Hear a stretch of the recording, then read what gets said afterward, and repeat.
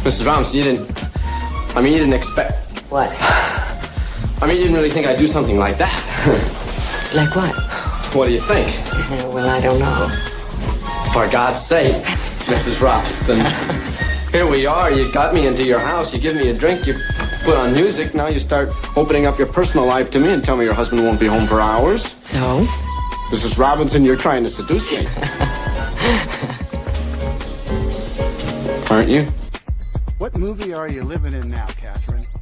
I didn't pursue Jocelyn. I don't recall inviting her to Cabo, and I didn't pursue your granddaughter. I think she managed to come 500 miles up to San Francisco on her own, looking for me, and we both know that I sure as hell did not pursue you. Hey.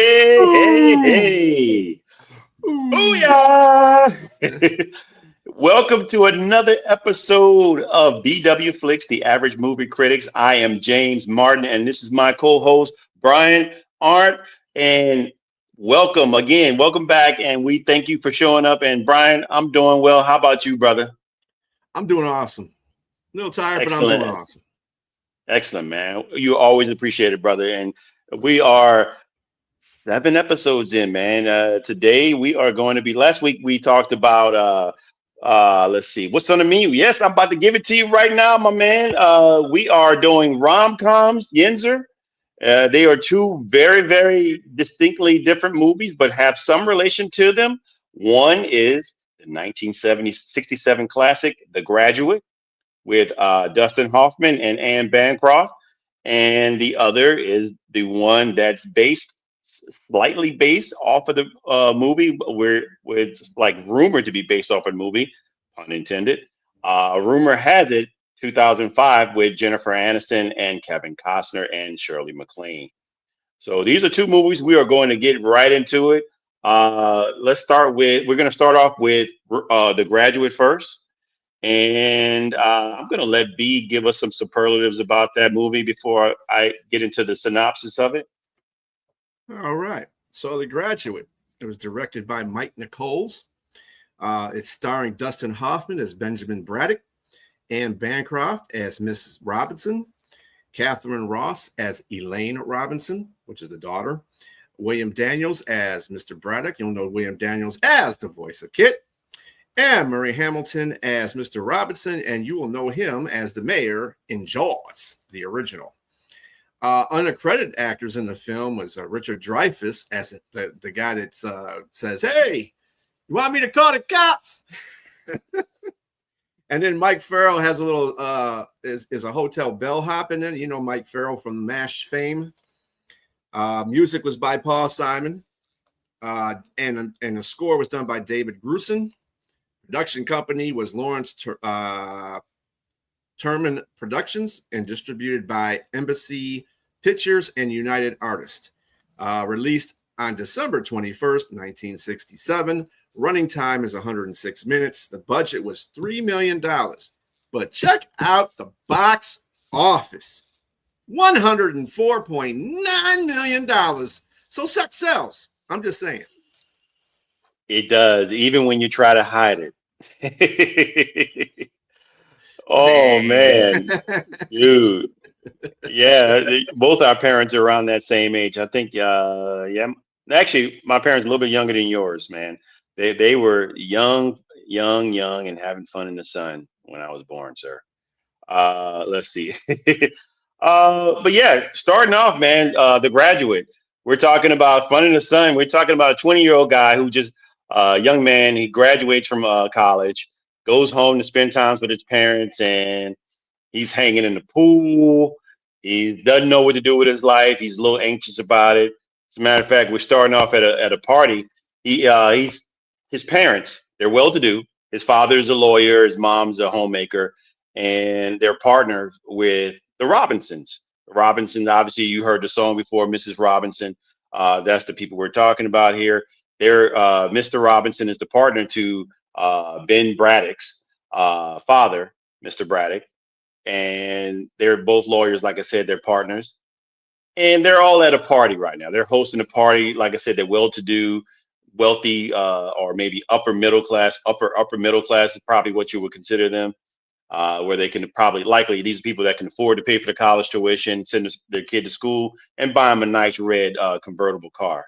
Because as the father said, it's paid for. He let him know that it was a graduation gift, and he got him a nice car.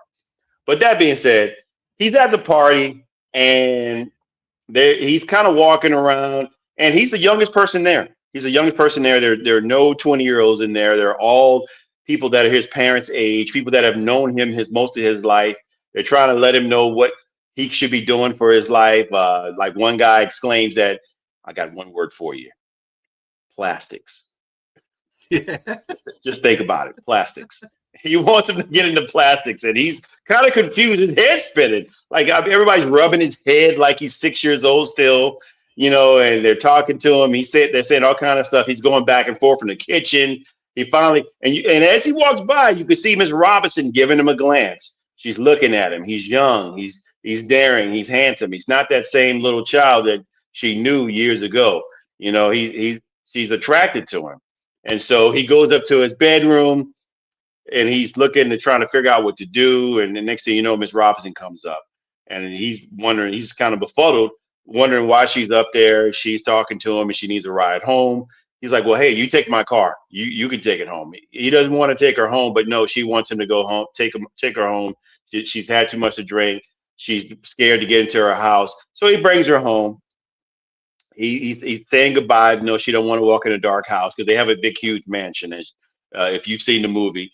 And again, let me give another disclaimer here. I'm giving spoilers for anybody who has not seen the movie. We always try to get you to watch the movie ahead of time so that if you do not like spoilers, watch the movie first, and so we can discuss the movie and you can see what's going on. If you're not happy about spoilers, don't watch the show because there's always going to be spoilers. Brian and I will always talk about any and everything about the movie and we're going to give details about the movie. So back to the movie. Again, he brings her home, and she begins to try to seduce him. She tries to seduce him. And he's naive. At first, he's picking up signals, but he's not picking up signals. She offers him a drink. She goes, sits down with her legs up, talking to him, and the camera, the cinematography is just great. It's excellent. You see her leg up, and you see him explaining that she's trying to seduce him underneath her leg from a distance. Mm-hmm. And so it's just great cinematography. It's capturing the essence of what she's trying to do to him, and he resists her charm and her seductress. I don't know if that's a word. Her temptress charm and her seducery. And the father shows up. Her husband shows up in time, and he's downstairs. You don't need a black and white to watch the movie. Just go on Tubi. Tubi's got it. And it's in Technicolor, sir. It's in Technicolor, so it's not in black and white. So it's a great movie. Again, Yinzer, the movie was budgeted for $3 million and it made $104 million, sir. So that tells you that, and I'm going to tell you, it still holds up if you watch the movie. Mm-hmm. Stop looking at old things. If you don't know your history, Yinzer, you're doomed to repeat it. Those are things that we should always do, is appreciate art and everything else that came before us so we can learn from those things from the past. There's a reason why a rumor has it came out, because how great this movie was. So back on to the movie. Yes, sir. Please check it out. Again, he decides he goes home. Well, first he has a conversation with Mr. Robinson. Mr. Robinson coincidentally tells him that as a young man, what he should be doing is sowing his oats. I keep wanting to say sow his royal oats like in Coming to America, but it's to sow his oats. Yes, same, but in essence, same thing, just one on a higher scale. Yeah. All right. That being said, the party's over again. He goes to the house. He goes home. He's in the pool. His parents got him in this outfit. Maybe I'm too soon on this part, but he's in a scuba diving outfit, and they're trying to get him to test the outfit out, the scuba diving gear in their pool. Again, this is not the situation where you're looking at. I don't think anybody understands, except Miss Robinson, that Ben is 20 years old. He's trying to figure things out.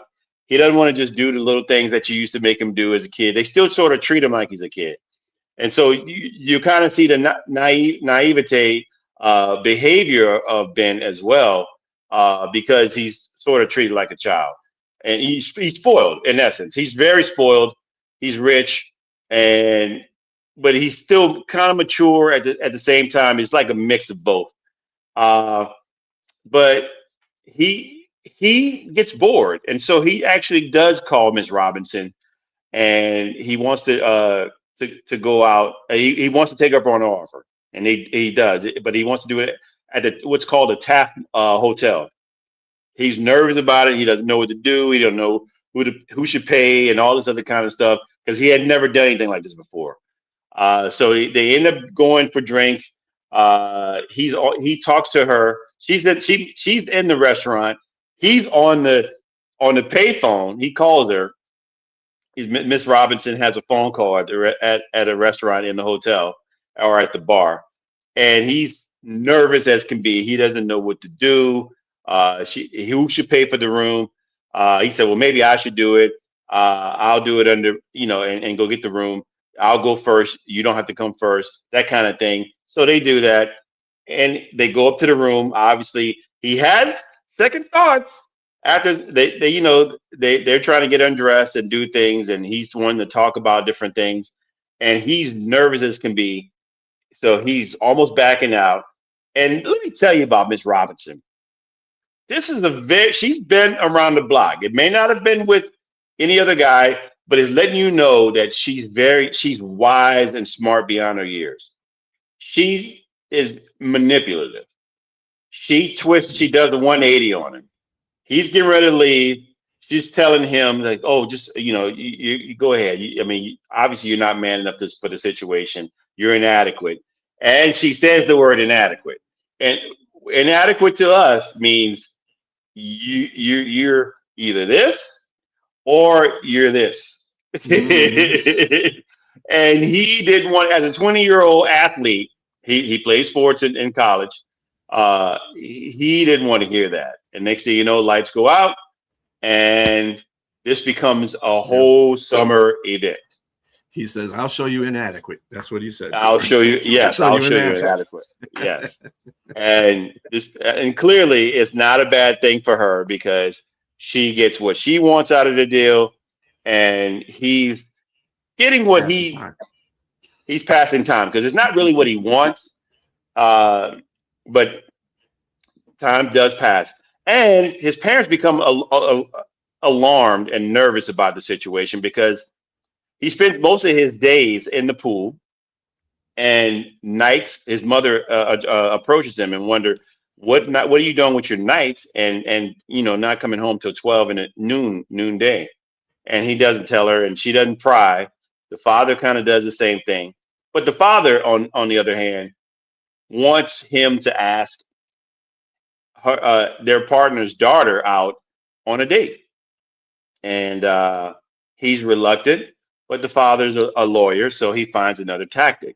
He said, okay, if you don't do this, what we're going to do is, and maybe I'm wrong. It was the mother. I think the mother may have said that.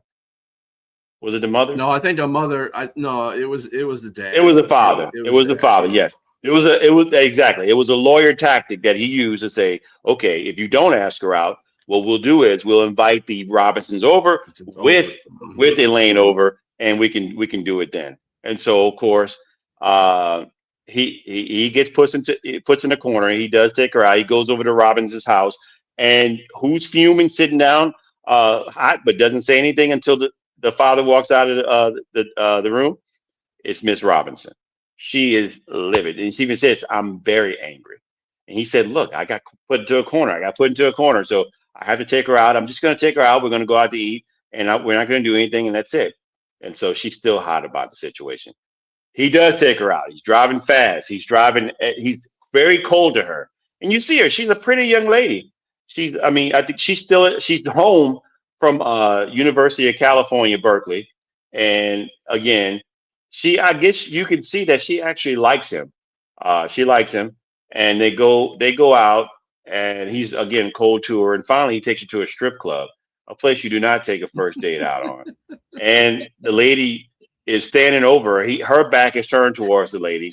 He said, "Come on, you need to turn around and enjoy the show." Of course, the lady comes out and gets her tassels and turns them, spins them in many different over her head. A lady with only tassels on. Let's get that straight. Yes, too. Yeah, yes, trying to it's hit her only in the head with tassels. the tassels. Yes, and everybody's hooping and hollering, and Elaine's embarrassed. She runs off. He runs off behind her. She's crying. He's apologizing, and she doesn't want to hear it. And then finally, he kisses her. And there's a spark that happens right here where they kiss, and he takes her. He's bringing her home, and he said, "You know what? Before you go any further, because turns out, they have some things in common. They go out to go get something to eat. You want to go get something to eat? Fine, we go get something to eat. They go to a fast food joint. They get burgers. They have a lot of things in common. They're talking about their anxiety, about school, life, and different things like that. And this is where chemistry hits. And lo and behold, they like each other. And so he brings her home. They decide to go out on another date. And the next day, he comes to get her for another date, and it's raining. So he can't really see, it's murky outside. He pulls up in front of the house, and somebody runs up to the car. It's not Elaine Robinson, it's Mrs. Robinson. And Mrs. Robinson, he says, drive off, and they drive off. She says, you have to cancel this. If you cancel this or else, she threatens him to tell everything to Elaine, what's going on. And I'm going a little bit too far. They spent a lot of time with each other. He did tell her that he slept with a woman. He slept with a married woman. He just didn't say the name. He didn't say who it was. But she said, "Is it over?" He said, "Yes, it's over." And so you can tell they really, and she like, "Okay, fine. It's just us going forward." But Mrs. Robinson wasn't having it. And so what Mrs. Robinson didn't count on, I guess it sounded like it was a threat. It was just a threat, but it might have been a little idle threat, because she figured he would just go ahead and stop it and they can go on with their trice. Because also Miss Robinson admitted that she was an alcoholic and that she got married. She got married just because she was pregnant. So and she was an art major also. So she's not happy about her life. They're sleeping in separate beds. Just to give you all guys a little bit more background on Miss Robinson. So there's a great story buildup of both these characters. One's an antagonist, one's a protagonist. But that being said, he runs out of the car and runs into the house, finds Elaine, and admits to her who the married woman was. Elaine's pissed. She's really pissed about the situation. She don't want to see him again. She kicks him out, and she goes back to college. He follows her there, and he rents an apartment there. The guy that plays the landlord just to give you the premise. Yeah. The guy that plays the landlord, he's the guy that's the landlord on Three's Company, and so he has the same type of attitude that he had on Three's Company. He's a jerk. He's a big time jerk. He don't want any type of riffraff in his apartments. Yep. And so it's the same premise in this movie, which I think this one came first. This one came before. This movie came before Three's Company. Three's Company was in the 70s. Yeah. The 70s. Yeah. Yeah. That being said, he follows Elaine around. It's kind of sneaky and kind of like stalkish, because he's going wherever she goes. She gets on a transit bus and she sees him, but turns her head, and he's running. He actually keeps up with the bus. I mean, but again, I think he ran track or something like that. Whatever sport, I think he was something similar. So they kind of show. This is what I love about the movie. They show you different aspects of the movie that relates to what they were talking about, who the characters are, and they actually perform these things. And so he goes and he runs to the bus to the next stop, gets on the bus, kind of makes it seem like funny meeting you here type of situation. And in reality, he knows she asked him, why are you here? And so he just said, just a coincidence, of course, but he actually wants to see her. He loves her, you can tell. They go to the zoo. She's going there to meet a guy she's been dating. This is Carl. Carl's a medical student. And he up until the point where she meets him, she walks with him, and he's telling her what's going on in his life, and she's saying what's going on with her. And of course, she meets Carl, and they go on about their business.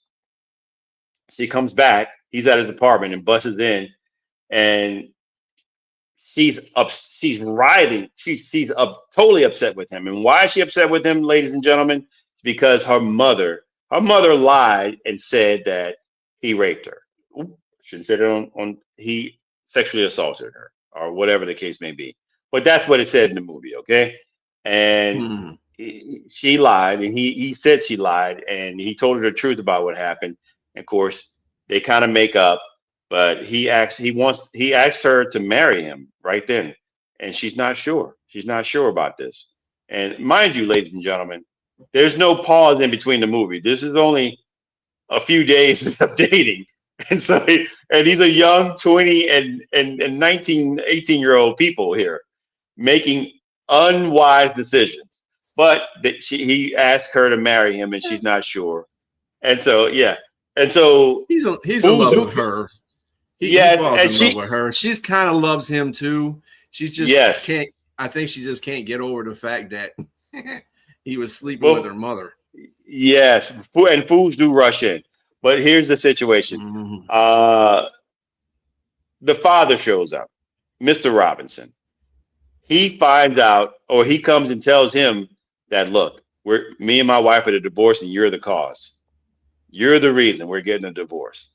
And mind you, there's all the other aforementioned things I mentioned about the early pregnancy, the reason we got married, sleeping in 7 rooms. That's not the problem. You're the problem. We're getting divorced. And he tells him that, and Ben says, "Look, I want to marry. I want to be with your daughter."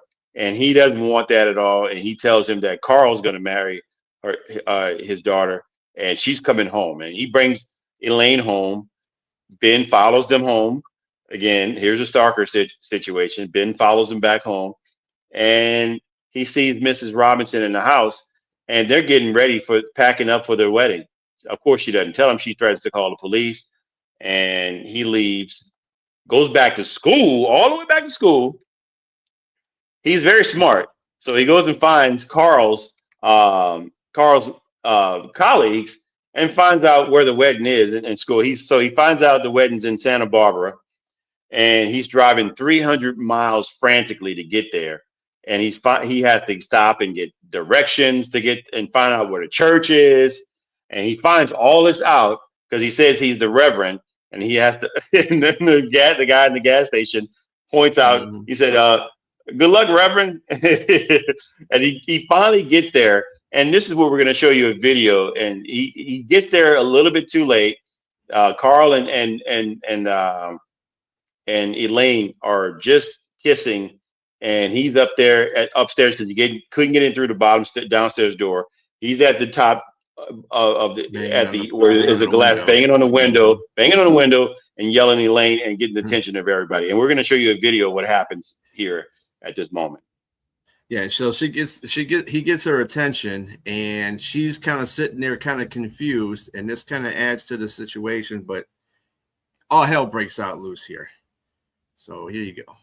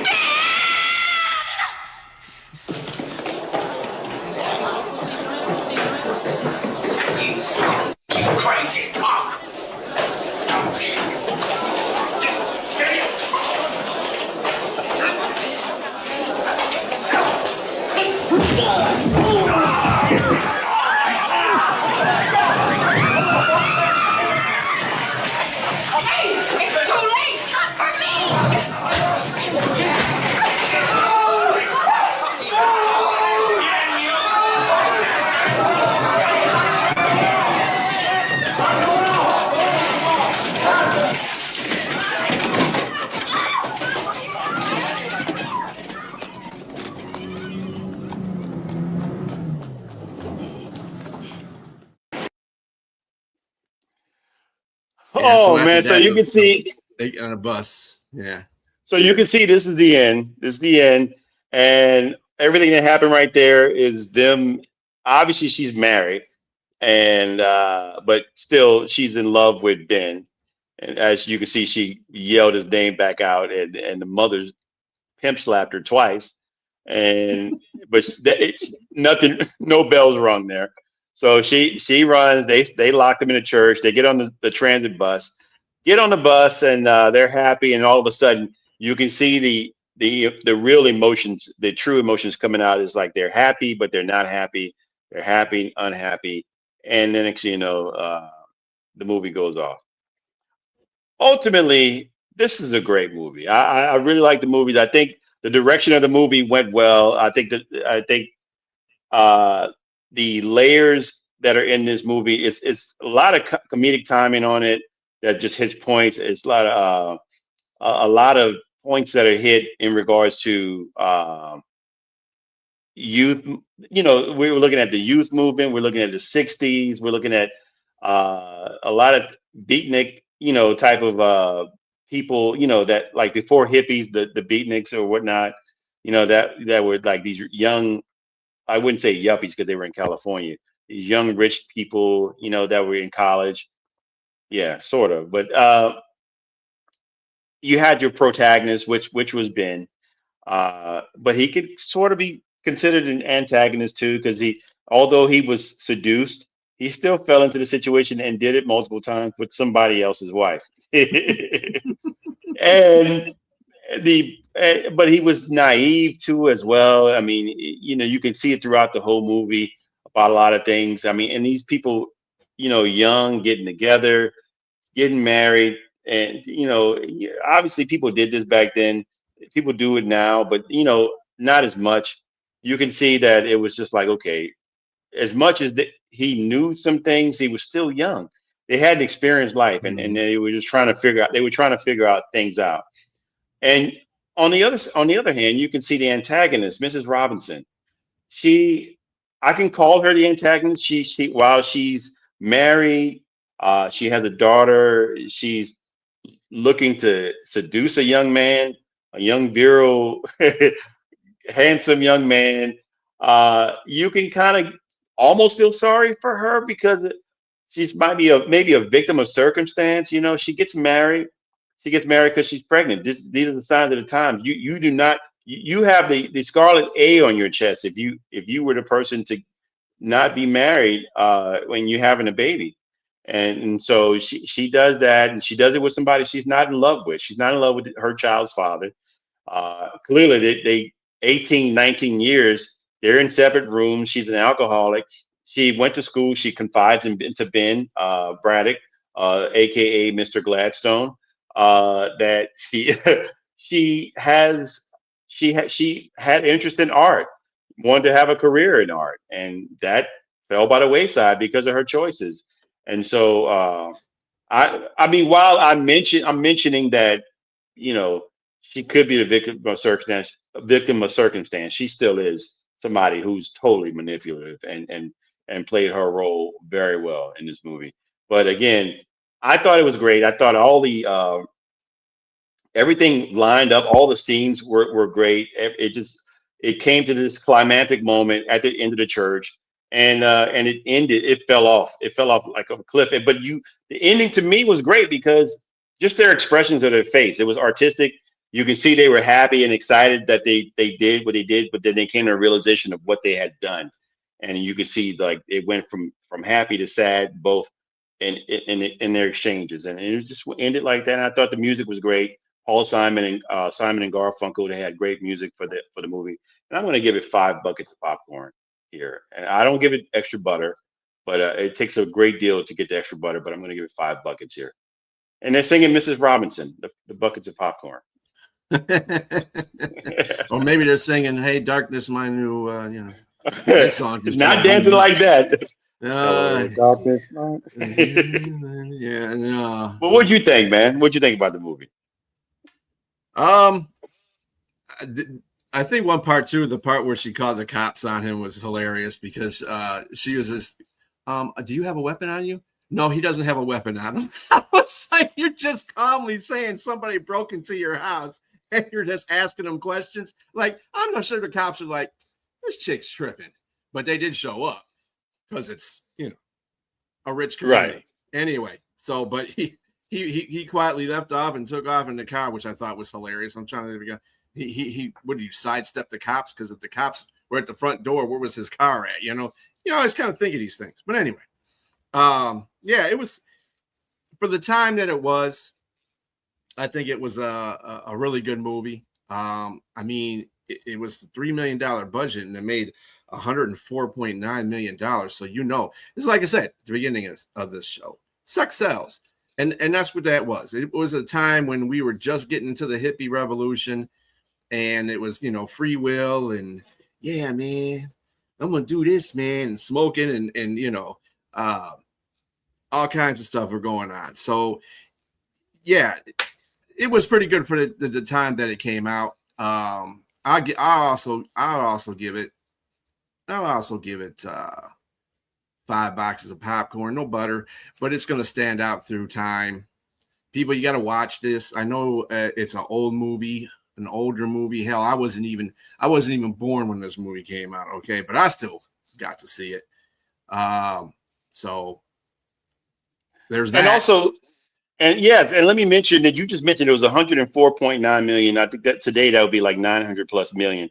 But at the time, it was the highest grossing movie of 1967. So yeah, that just says a lot about it too as well. Yeah. All right, moving right along to Rumor Has It. We're not going to call this a sequel because it's not a sequel. It's just that they made the movie to be like a great premise, meaning based off of the movie, and the idea is the people in this movie, and Rumor Has It, that they're exclaiming that the movie The Graduate is based off of their life story, and it's something that really happened with their family, but no one knows who the characters are in the book nor the movie. And you can go ahead and give the superlatives about this movie. So it came out in 2005. Rumor Has It. So Rumor Has It is directed by renowned director Rob Reiner, starring Jennifer Aniston as Sarah Huntinger, Kevin Costner as Bo Burrows, Shirley MacLaine as Catherine Richelieu, Mark Ruffalo as Jeff Daly. In this movie, Kathy Bates plays the role of Aunt Mitzi. Funny because she has a lot of lines in this movie, but she goes uncredited in this. So she was just probably helping somebody out, or she liked the premise of the movie or whatever the case may be. And she says, you know what? I'll do it for free. Just don't credit me, whatever. George Hamilton has a brief uncredited role as well. We were talking about that before show where she says, who is that guy over? This is like that guy over there with the George Hamilton tan. Who is that guy? And Bo and George Hamilton. By the way, this is pretty good caveat too, because George Hamilton was one of the guys that was supposed to play the original Benjamin Braddock in the first one. He was one of the guys that was cast for that role. Yeah. Oh wow, I didn't know that. Nice little nugget there, sir. Yep. Okay. So music is by Mark Shaman. Production companies: Village Roadside Show Productions, Section 8 Productions, and Spring Creek Productions. Distributed by Warner Brothers. Released December 25th on Christmas 2025. Running time was 96 minutes. Budget was $70 million. I don't know how the hell they got $70 million out of this. It was not $70 million that they needed to spend on that. Even for 2005. Box office was 88, but they only got 88.9 million in the box office. And you know what? I think a lot of this has to do with how many production companies were in this. There was 3 production companies, and one of them doesn't even exist anymore, which is Spring Creek Productions. So it tells you a whole lot. Why are you paying 3? Why is there 3 production companies doing this movie, first of all? And why is there a $70 million budget? I mean, I know you got the actors in there and you got to pay the actors and the actresses, but dang, $70 million? Dude, you thought I should put some CGI in there or something. That's just ridiculous. Well, let's go into, I think it's way too ridiculous to have 3 production companies, like you said. But especially when we get into what I'm about to talk to you about this movie. It should have just had definitely one production company, and judging by especially when you mentioned what they made at the box office. All right, so Sarah Jennifer Aniston's character, and her fiance Jeff, they're on their way to travel to from New York to Pasadena, California, to go to her sister's wedding. She goes there and mentions to her grandmother, who is Catherine, played by Shirley MacLaine, uh, that she's not sure if she should be getting married. Okay, so she confides into her about that, and she's talking. They have drinks, and Catherine gets not a little tipsy, but she starts letting things slip that um, her mother, the week before her wedding, she went off to Cabo and got with somebody. And so this is news to her. And so Sarah has been feeling not inept, but I mean she's a journalist that does the obituaries and weddings or whatnot, and she definitely or obituary that does funerals and obituaries and what is it in a New York in New York I think it's is it weddings too as well? Yeah. No, it's just obituaries. She just does obituaries. Obituaries, and she's not really happy about where her career is going, and also she thinks that she has nothing in common with her father, her sister, her grandmother. She thinks that she's just so different from everybody, and she finds that out about her mother, her late mother, mind you, Jocelyn, who's deceased, and she wants to get more information regarding that, and so she goes to her mother's best friend, who is her aunt Mitzi, and the aforementioned Kathy Bates. Kathy Bates, yes, she plays that character, and they go and to discuss things about it, and they talk about who the guy she actually went to sleep with was at Cabo was Bo Burrows, a guy that was not only Jocelyn's crush but also Mitzi's crush as well, because he ended up sleeping with her as well later on after college. But they do some thinking, and she's thinking, when just like she's mentioning that, that he was friends with a guy that wrote the book, The Graduate. Charles Webb.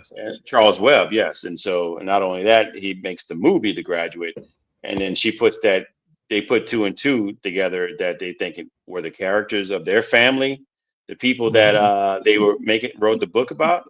And so this sends this lady into a whirlwind of different things. So obviously they go to the movie. I mean, they go to the wedding. Excuse me. They go to the wedding, and yep. Yes, exactly. That's going to be one of my comments. I'm going to make it near the when we do our critique of it. But go ahead. Yes. But they go on. Sarah goes on and confides in her grandmother, and she finds out her grandmother slept with Bo Burrows as well, and because she knows it's her, and she finds out about her mother, and then so she after the wedding she's getting ready to go back home to New York, but she tells her fiance that she wants to go and find Bo and find out for sure if he's her father or not. So she goes, and he's at this conference in was it in San Francisco? I'm not sure. I think it was in San Francisco. Yeah, I think it was San Francisco. Yep. It was San Francisco. Yep. She flies to San Mm-hmm. Francisco. He gives her the ticket to take back to New York from there. So she goes to San Francisco at the conference. Yep. Mm-hmm. And she's able to get in with her credentials as a journalist.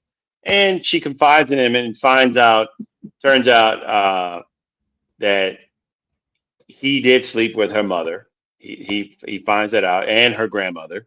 He admits to both. But did he? I know we're about to go to a video. I don't want to get crazy here. Well, they go to the restaurant, and this is when he tells her about the whole. Well, this is after he tells her about the testicular thing that she has, and she yells out in the restaurant. So yes. Well, I mean, did they go to the restaurant first? Was this the part after went to the restaurant? Yeah, that's when he told. Yeah, they told her. Okay, this is where he told her about that. They go out to eat. Yes, and he tells her that he had he can't be her father because he's sterile because he has a testicular soccer trauma. He got a kick to the nuts. That was pretty bad, ladies and gentlemen. And so he can't have kids. And so he he says he can't be a father, but they go out, and we're gonna watch the video and see what happens when they're standing out waiting on the cabs here. Really said, "Let me stir the pot and act like it's tea." Yeah, I remember that line. All right, here it goes. And I got them. Absolutely nothing in common with my family, and yet they are my family, which is great. This is good. My mom ran off to Cabo and had a fling a week before she was married, and then went back into a loveless marriage, it's her choice. It's fine. I just now got to deal with the fact that I am in a career that is going absolutely nowhere. And a guy who is terrific, and he wants to marry me, and I theoretically want to marry him. So yeah, it's good.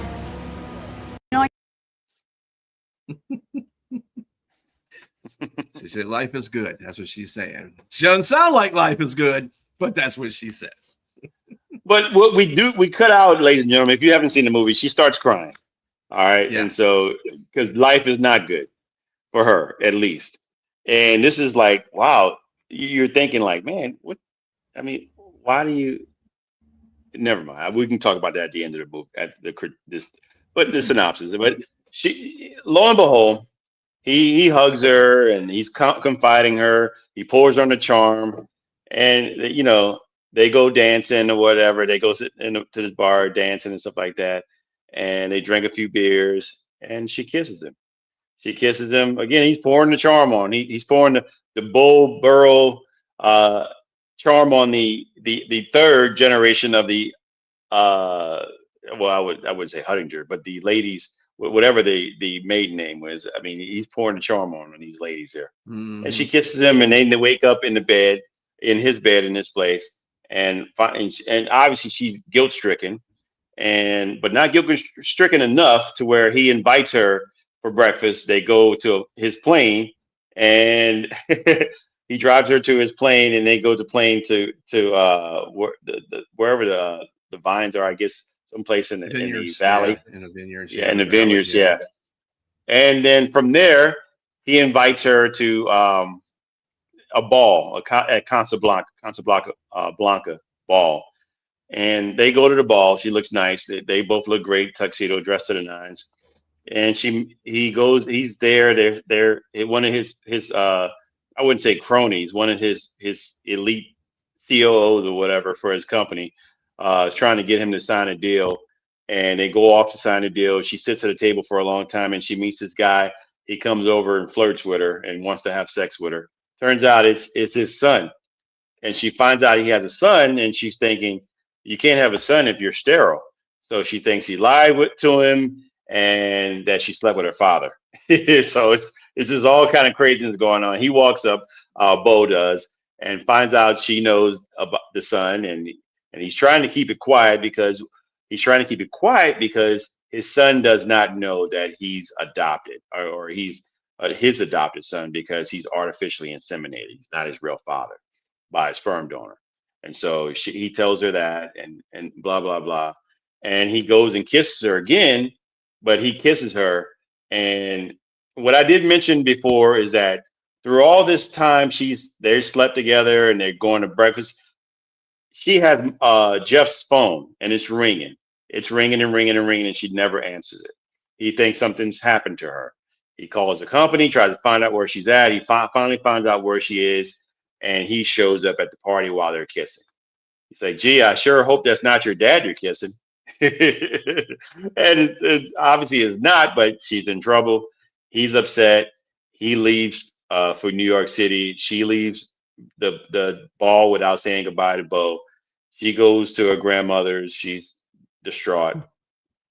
And not only is she distraught, they get a phone call from her sister Annie.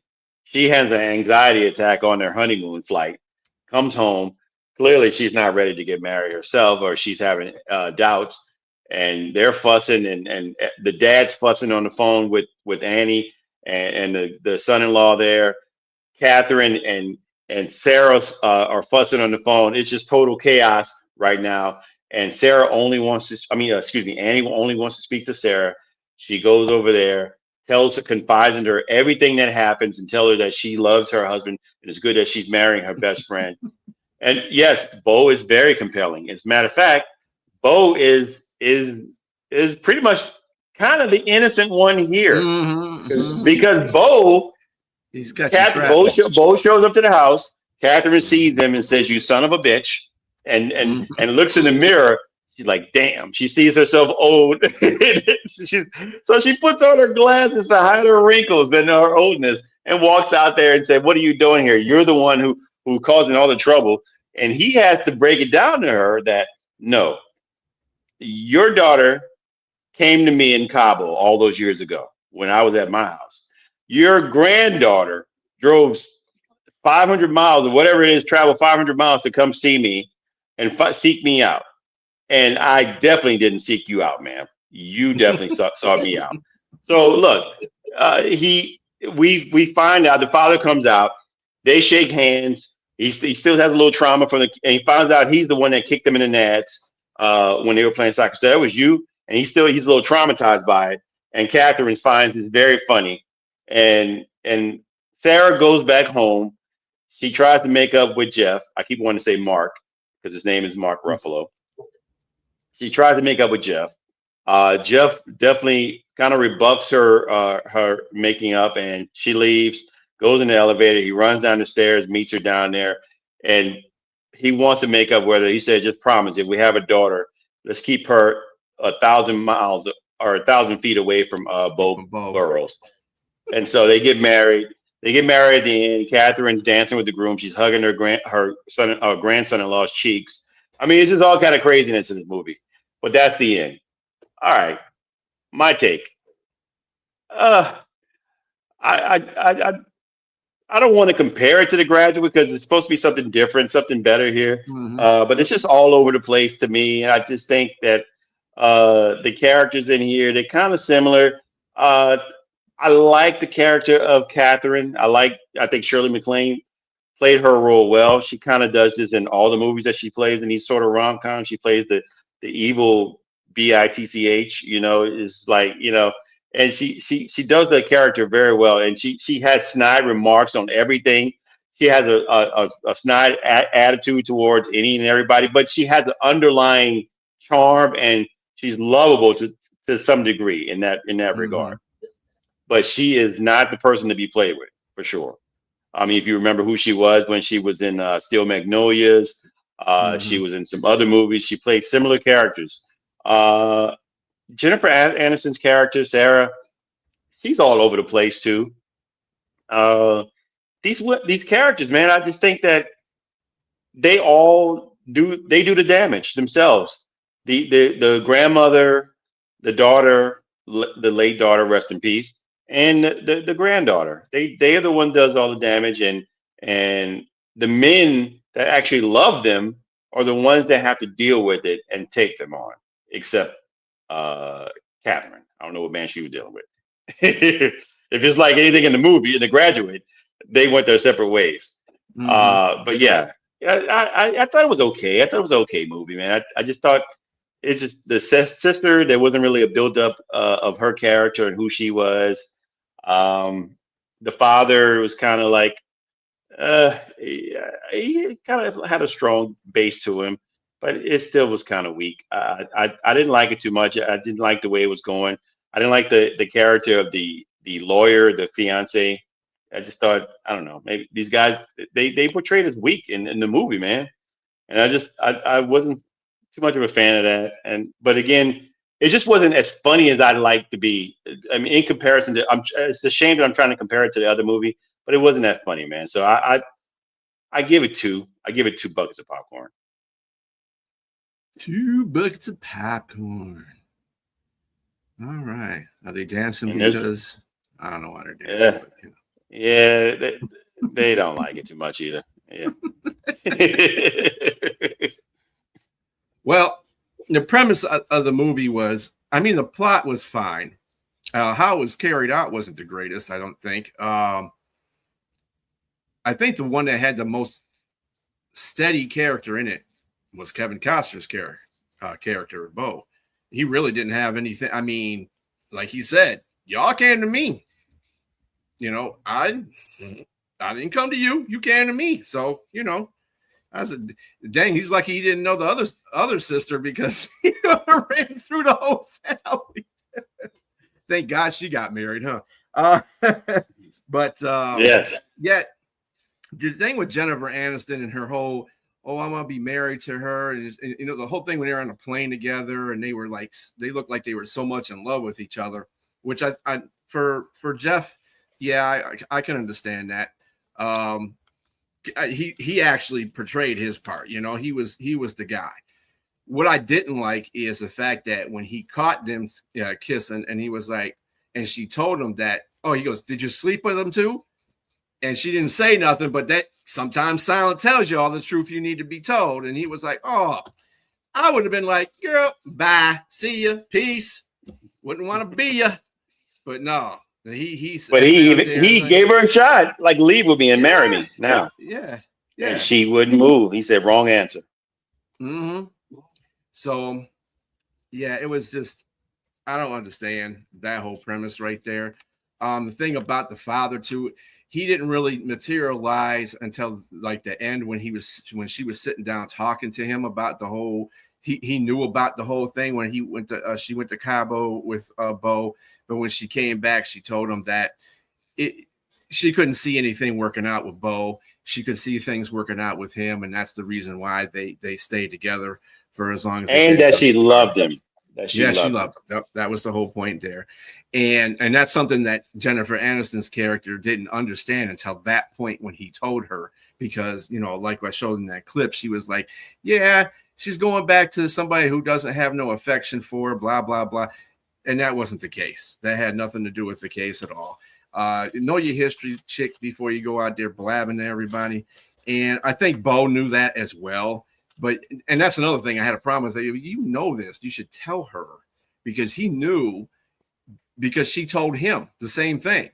She told him the same thing. Her mother told him the same thing. She goes, yeah, we can't, you cool, but I can't see myself with you as a future. So I'm going to go back to you know, my husband, and then we'll go about it from that point. He could have just said something there that didn't, instead of her just breaking down and saying all that crap.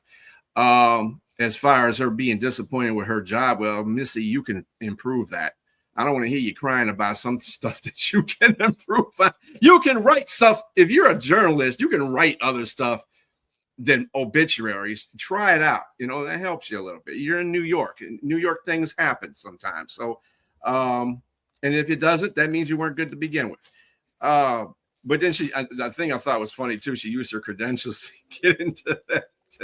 Yes, her obituary journalist credentials is hilarious.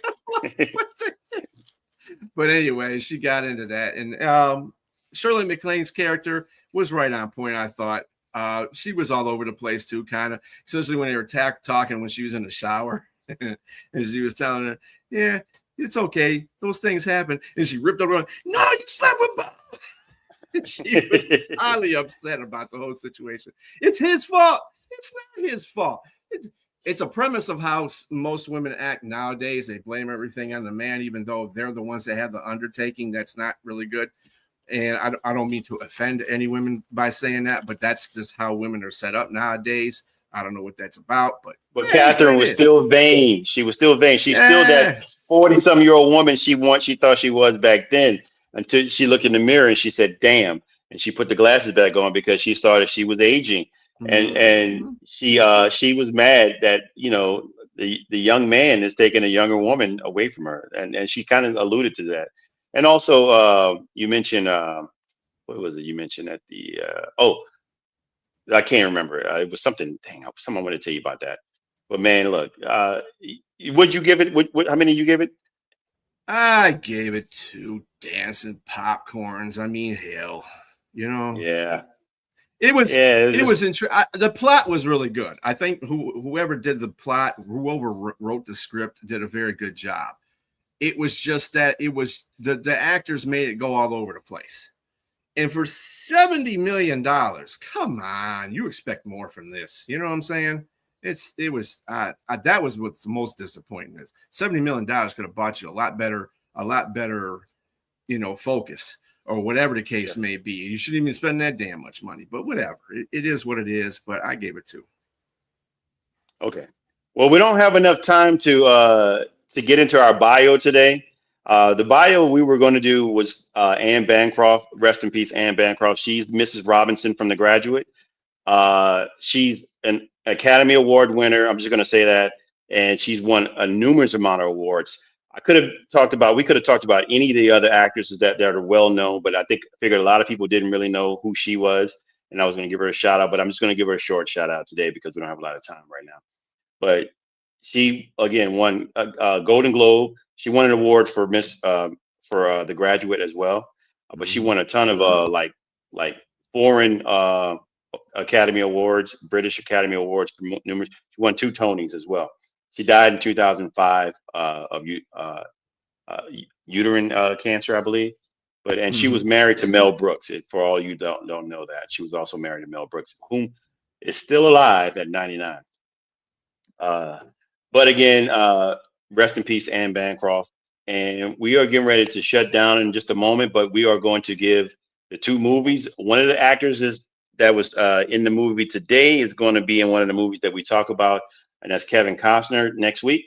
And because it is draft week next week, and we're celebrating. Well, we're not celebrating, but we're paying homage to the what is it? The marijuana? 420. Is that what it is? Yeah, 420. 420 day. 420 day, marijuana day. So 2 movies we're going to celebrate and talk about. That's Draft Day. For those of you out there that don't know, Draft Day and Nice Dreams with Cheech and Chong. Cheech and Chong, Nice Dreams is an older movie. It's 1980, I believe. And Draft Day came out in the 2010s. You know specifically the year? I think it was like 2015 or something like that. Yes, and we're going to do Draft Day. Yeah. And that's our show. If you have any, again, this is real quick. If you have any questions or movies you want to drop in, please drop in our email, bwflix2026@gmail.com, and give us critique as well. Please like, subscribe, and share with your friends on YouTube. That's all we have for you today.